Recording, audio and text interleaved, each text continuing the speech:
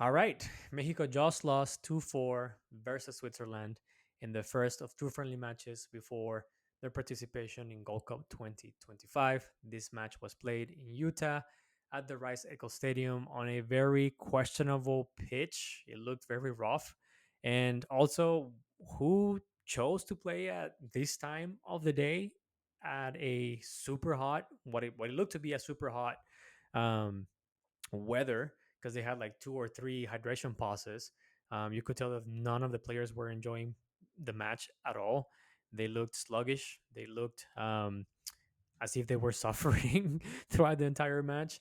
They looked slow, and I cannot blame them, dude. Playing at that time of the day with that sun, cannot seem to be something that I would enjoy, even if I was paying the big bucks as they are getting paid, right? But anyways, this is a reaction video.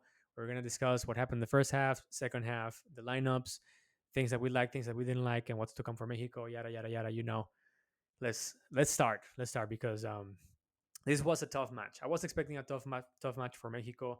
I was not expecting a loss by a two-goal difference. I was expecting more of a 1-1, 2-2, or maybe a loss with a goal difference. Yes, I knew this was going to be a difficult side for Mexico to face. Granted, if this was another time or a different um, month or a different match, Doña Fede would have brought a low tier Central American, South American, or even European side to play for Mexico. But we have to give them flowers this time around because they did their homework and they found two very competitive um, sides for Mexico to face off before this tournament. Understanding that this is going to be perhaps the last period of time before the World Cup that you're going to have to face off against some decent opposition, because as the time goes by, more of these nations are going to be facing off for the World Cup qualifiers, and they're now going to be willing to travel all the way to United States or Mexico. And I'm not too sure if the clubs will allow players to pretty much step away from their leagues, get together with Mexico, and maybe play in Europe, right? So that's the importance of these two matches. And as we discussed in our preview episode, we are happy to see Mexico facing off this tougher opposition. But that aside, let's get into the nitty gritty of the match. Lineups here. I'm going to start with Switzerland just to get it out of the way. Kobel, Wildmer, Amenda, Akanji, and Rodriguez. Granit Xhaka in the middle. You had Rieder, Freuler, Cierro, Ndoye, and Embolo. Mexico decided to start with what it seems to be a 4-2-4 formation, if you ask me, but also morphed into a 5-2-3, depending on the situation, depending on the transitions they were trying to make. If it was a defensive drive or an offensive drive, they had the flexibility to do so. That's one of the things that I like on this match, is that at least El Vasco Aguirre is not just playing with what's one style, a very outdated uh, 4-4-2 or 4-2-3-1 that he normally likes to play. He's trying not something new, but at least finding ways to adapt depending on the situation of the match. A couple of surprises for Mexico, in my opinion.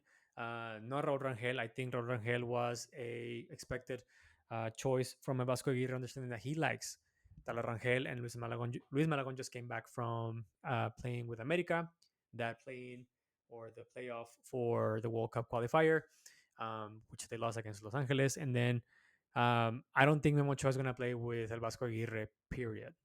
It doesn't really matter if Ochoa gets called up. I think Ochoa is going to be the clear third option for El Vasco Aguirre. And also, in addition to that, I don't think he's been playing for the last 3 weeks or even more. I know that he didn't play the playoff match of ABS in Portugal, in La Primera Liga de Portugal, to not get relegated. And I think even before that, he was not even getting called up as the first choice goalkeeper for his club. So I don't know how many days he hasn't played, or at least, I mean, he's been training with his club and sitting on the bench, but I don't think he has played over the last month or so. But anyways, leaving that aside, the back four had three surprises. One of them being a must happen surprise because Johan Vasquez, as you may know, is injured, so he was in unavailable, ineligible for this match. So Chiquete Orozco, who is technically the drop-in replacement for either Montes or Johan Vasquez, jumped in. But the big surprises came on both sides of the on both ends of the pitch. Right on the right side, as a right back, you had Emilio El Pelon Lara from Necaxa, and then you had Mateo Chavez on the left back. Let's start with Mateo Chavez, which I think was the best player of the match. He was very participative, combative. He showed that he can actually join the offensive drives with quite attention and vision to move and create spaces and find himself in very dangerous areas and spots to make some damage. The first goal of Mexico actually came from Mateo Chavez finding his way towards the last third of the pitch of Switzerland's side, and then of course, I mean, he tried to, receive the ball with his chest and then maybe hit it. He a couple convoluted actions over there. Fortunately, the rebound finds Giménez, and Giménez scores the first goal. So Mateo Chavez, again, I think best player on the pitch for Mexico, undeniable, great second option for that left back position. One position that we have criticized heavily, not because of who is the starting player, who is Jesus Gallardo, and while we all agree that Jesus Gallardo might be coming towards the end of his career with Mexico, and then he is not necessarily uh, very consistent in terms of performance with both club and Mexico, right? Mexico doesn't really have a strong or a very deep depth of players for that position because other than that, maybe you have Gerardo Arteaga and yeah, like there's no other left back that you can name right now other than Mateo Chavez, Gerardo Arteaga, and Jesus Gallardo. So, unfortunately for Mateo Chavez, I don't think he's gonna steal the left back starting position for Mexico. It'll be great if he goes to Azeta Alkmaar and he freaking just blows it out of the park and becomes a crucial player for Azeta Alkmaar and ends up winning the position ahead of Jesus Gallardo. But regardless, Mateo Chavez definitely a great second option for Mexico in that spot, and we can feel somewhat reassured that that position has an up and coming talent. Hopefully, he gets to develop even further. Listen, the Emilio Lara thing, I don't understand it. I don't get it. I don't see the point. He's one of the players that is getting cut. He's not going to see any time in Gold Cup because he's not going. So why would you play an asset that you know you're not going to take with you? Might as well put someone who, even though might not have a lot of minutes played over the last 40 days, as Vasco mentioned on the previous press conference before the match. Um, why would you play him? I understand that he pretty much trained with you for the last 3 or 4 weeks at El Centro de Alto Rendimiento in Mexico City, um, but you don't owe him anything, dude. Why would you waste these valuable minutes to put a player that you're not even going to consider for the World Cup? And most likely, you probably won't consider him for the World Cup. Put in Julian Araujo. I understand that Jorge Sanchez just came back from playing the final of the CONCACAF Champions Cup, but play Julian Araujo.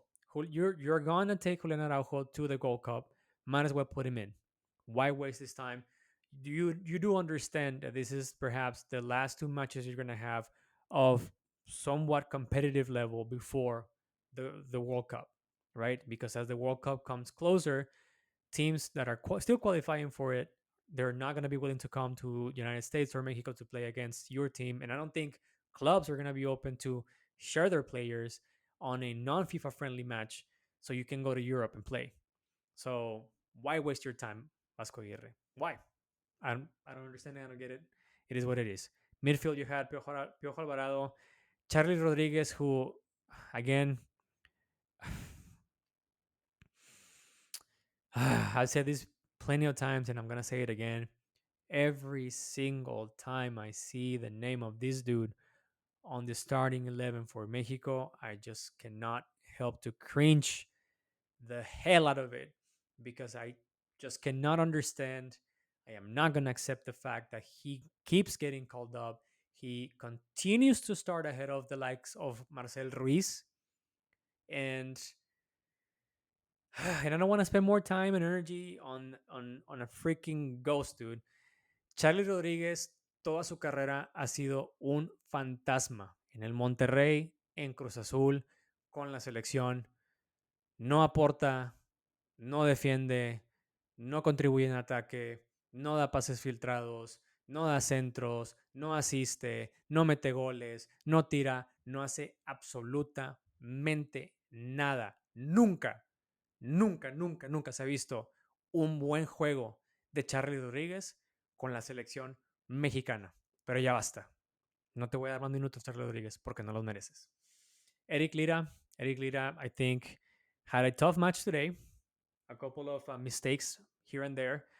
Good backup option for Edson Alvarez, and he can also play as a third center back, which is nice because, as explained earlier in this episode, Vasco Aguirre has been fluctuating from a back 5-2-3 to a 4-2-4 formation every now and then. So Eric Lira can definitely find himself on those formations when needed. And then you had Chino Huerta, who had a very quiet display during this match. And then at the top, you had Santi Giménez and Raul Jimenez, who, by the way, both Jimenez's look quite sluggish, erratic at times.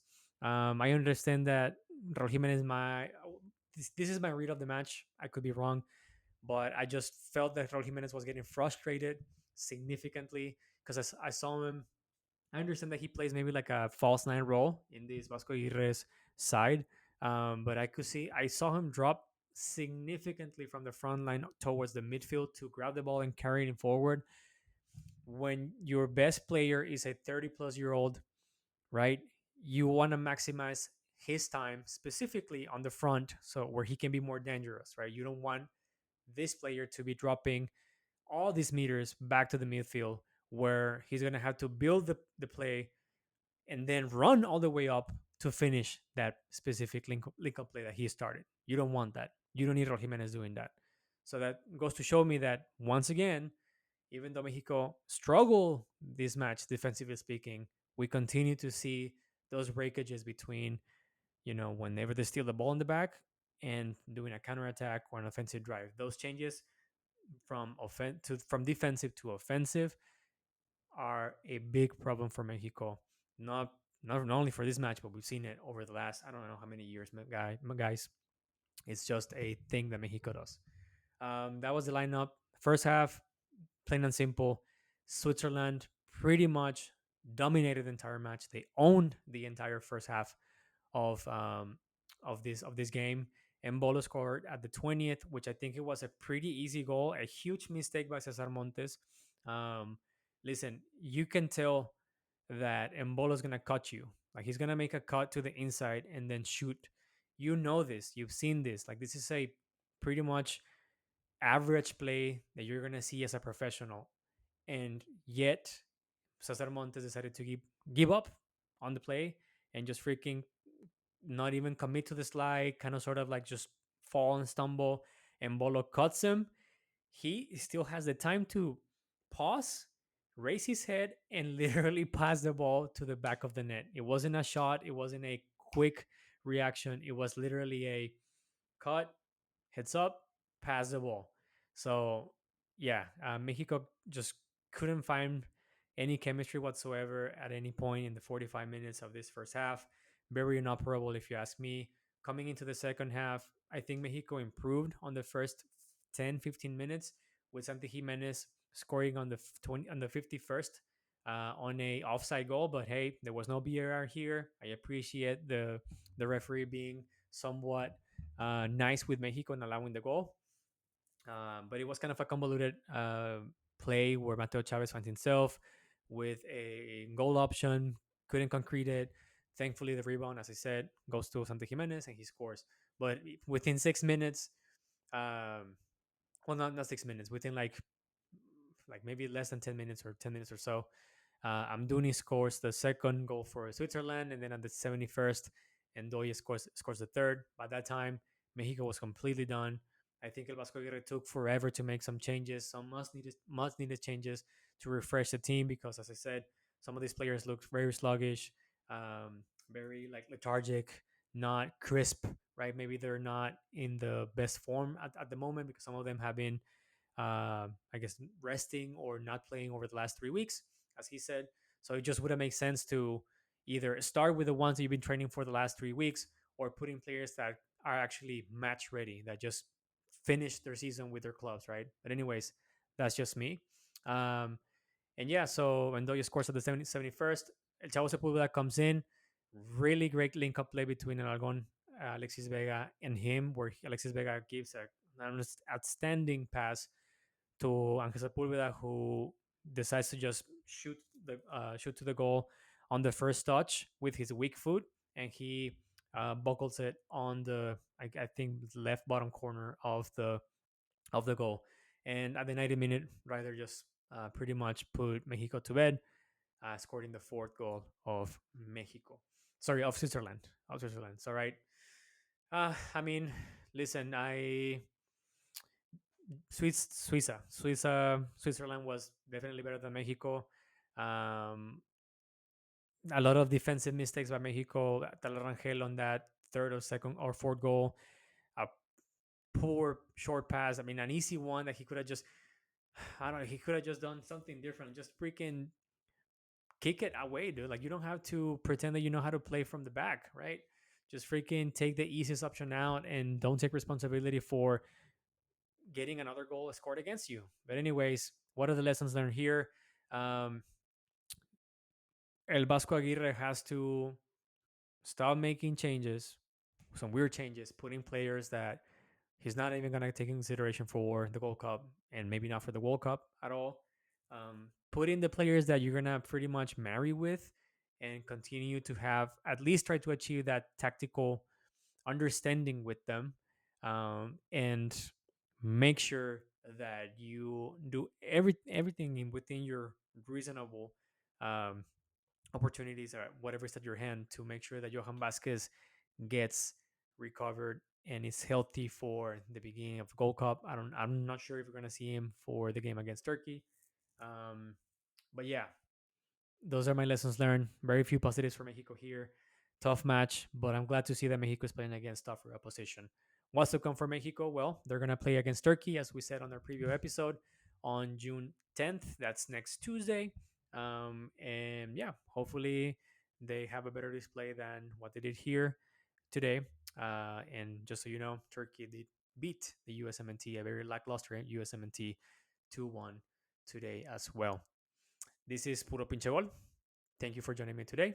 My name is Adrian Cruz. Please leave me in the comments below. What are your thoughts on this match? Were you expecting a two different goal loss for Mexico? Do you think Mateo Chavez deserves a shot ahead of Jesus Gallardo? What are your thoughts on Talarangel? Did he waste this opportunity? Did he waste this opportunity to become Mexico's starting goalkeeper? What should Vasco Aguirre do on the next match to at least look as a better team overall? Don't forget to subscribe, hit the like button, turn on notifications, follow us on Instagram, TikTok. We post memes, latest news, and shorts of our episodes. I'll see you next Tuesday on a reaction video for the match between Mexico and Turkey. Deuces.